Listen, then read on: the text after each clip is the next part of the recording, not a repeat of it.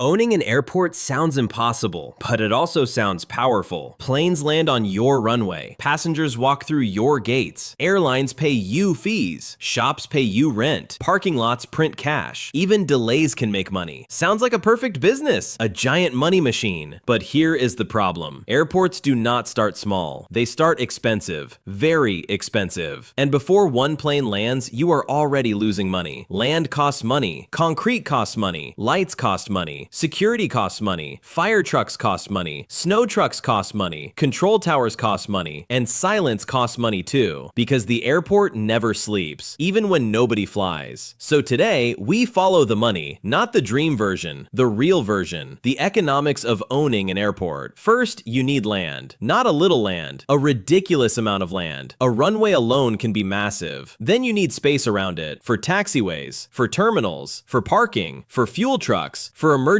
vehicles, for cargo, for maintenance, and for things passengers never see. Drainage systems, power systems, backup generators, communication systems, security fences, access roads, and more roads. The airport is not one building. It is a small city, but with airplanes and stricter rules, much stricter rules. You cannot simply buy land and start landing jets. Aviation authorities must approve it. Local governments must approve it. Environmental studies must approve it. Before construction begins, money is already disappearing. Lawyers get paid, engineers get paid, consultants get paid, surveyors get paid, environmental experts get paid, and nothing is built yet. That is the first lesson. Airports burn cash early, very early. Then comes construction. Runways are not roads. They must hold enormous weight, over and over again, in heat, in rain, in freezing weather, with no room for mistakes. A pothole on a road is annoying. A pothole on a runway is dangerous. So the concrete must be perfect. The lights must be perfect. The signs must be perfect. The markings must be perfect. And all of that costs money, millions before opening day, sometimes hundreds of millions. And for large airports, billions. Before the first passenger buys coffee. Now imagine opening day. The terminal is clean. The runway is ready. The owner is excited. But there is one problem. No airline has to come. You built the airport, but airlines control the traffic. Without airlines, you have no passengers. Without passengers, shops make no money. Without shops, rent disappears. Without flights, parking disappears. Fuel sales disappear. Landing fees disappear. The airport is open, but the money is closed. This is why airports negotiate. They offer lower fees, marketing support, better gate positions, sometimes even subsidies, because the first airline matters. It proves the airport works. The second airline follows. Then shops become interested. Then parking starts filling. Here is the twist. The airport is not only a transportation business, it is also real estate, a shopping mall, a parking company, an advertising platform, a fuel station, a logistics hub, and sometimes a debt machine. Because airports are expensive, owners often borrow heavily. That debt needs passengers. More passengers mean more rent. More rent means more cash flow. More cash flow supports more debt, and more debt builds expansion. This can create growth or disaster. If passengers stop coming, the machine reverses. Shops struggle. Airlines cut routes. Parking empties. Debt remains, and the owner learns the hardest airport lesson. Planes bring people, but people bring money. Now we can ask the real question. How exactly does an airport make money? Not in theory, in reality. Because once people start moving through the airport stops being just a runway and becomes a full business ecosystem. One plane can trigger many revenue streams, not just one. Let's start with the most obvious one, aircraft fees. When a plane lands, the airport can charge for using the runway. When it parks, the airport can charge for using the gate or apron. When it takes off, more airport infrastructure is being used. So in a simple way, the runway works a little like a toll road for airplanes. Bigger planes often mean more activity, more space, more support, and usually more revenue than smaller planes. But planes are only part of the story, because airports do not really love planes. They love what planes bring, people. Passengers are one of the most important economic engines inside an airport. More passengers usually mean more passenger-related fees, more security processing, more baggage activity, more retail spending, and more chances for the airport to earn. So a full plane can be far more valuable than an empty one, even if both use the same runway. That is why airports watch traffic, load factors, and passenger volume so closely. Now look down from the sky and something interesting appears. The parking lot. Parking may look boring, but economically it can be beautiful. Cars arrive, travelers leave them behind, hours pass, sometimes days pass, gas, and every parked car can become steady income. That means the airport does not only make money from flights, it can make money before passengers even enter the building. Then the traveler walks inside, and that is where retail comes alive. Coffee, snacks, water, books, chargers, souvenirs. Small purchases happen constantly inside airports, and each store inside the terminal can pay rent to the airport. So the airport begins to behave like a landlord and a shopping mall at the same time. This is why waiting can be profitable. The longer people spend in the terminal, the more chances they have to buy something. Next comes fuel and cargo. Planes need fuel, cargo needs handling space. Warehouses, belts, trucks, storage areas, and aircraft parking can all become part of the airport economy. And cargo matters because it can keep moving even when passenger traffic is weaker. Then there is advertising. Passengers wait. They walk slowly, they stand in line, they look around. That attention has value. So advertising screens, wall spaces, corridors, roadside signs, and waiting areas can all generate money for the airport. Now zoom out one more time. Many airports also control valuable land around the terminal. Hotels, offices, warehouses, rental car zones, and other buildings can create rental income. So the airport is not just a transportation business. It is real estate, retail, parking, logistics, advertising, and infrastructure all at once. And that matters for one big reason: diversification. If one revenue stream weakens, another one might still help keep the airport alive. If flights are disrupted, parking may still earn, shops may still sell, cargo may still move, ads may still run, rent may still be due. That does not make the airport risk-free, but it does make the business model more resilient. And all of those revenue streams serve one final purpose: turning activity into cash flow. Because cash flow is what helps the airport pay salaries, maintain infrastructure, invest in expansion, and most importantly, service debt. When traffic is strong, the airport feels like a powerful machine. When traffic weakens, that same machine can feel very fragile. That is the secret of airport economics. Planes start the motion, passengers activate the system, spending powers the business. And once you see all those moving pieces together, an airport stops looking like a building and starts looking like a living financial engine. By now, the airport business looks exciting. But this is where the fantasy starts to get expensive. Because making money is only one side of the story. Keeping the airport running is the other. And that second part can be brutal. An airport is not a passive asset. It is an operating machine. It needs people, a lot of people. Check-in staff, security staff, ground crew, baggage handlers, maintenance workers, cleaners, supervisors, emergency teams, administrative staff, and most of them are not optional. The airport has to function early in the morning, late at night, and sometimes around the clock. So payroll becomes one of the biggest recurring costs in the whole system. Then comes maintenance. Runways crack, lights fail, equipment wears out, escalators break, baggage belts stop, pipes leak, vehicles need repair, and the more traffic the airport handles, the more wear it creates. That means success can actually increase certain costs. Then there are utilities. Airports are huge. They need lighting, heating, cooling, water, cleaning, waste removal, and constant technical support. Even when traffic is weak, large parts of the airport still have to stay alive. That makes the cost base heavy. Security adds another layer. Screening, surveillance, perimeter control, emergency readiness, fire response, medical readiness, and safety systems all require both equipment and people. And readiness is expensive because you have to pay for it even when nothing goes wrong. Weather makes the business even harder. Snow has to be cleared, ice has to be removed, rain has to be managed. Heat and wind can damage infrastructure and increase operating pressure. So part of airport economics is simply surviving the environment. Then there is the hidden cost of compliance. Airports live under rules, inspections, documentation, drills, training, safety procedures, operational standards. That means you are not just operating the airport, you are constantly proving that it is safe to operate. Insurance adds more cost, so does debt service, and this is the key idea. Many airport costs are fixed or semi-fixed. In other words, they do not disappear just because passenger traffic falls. If the airport is half empty, you still need lights, you still need security, you still need maintenance, you still need staff, you still need emergency readiness.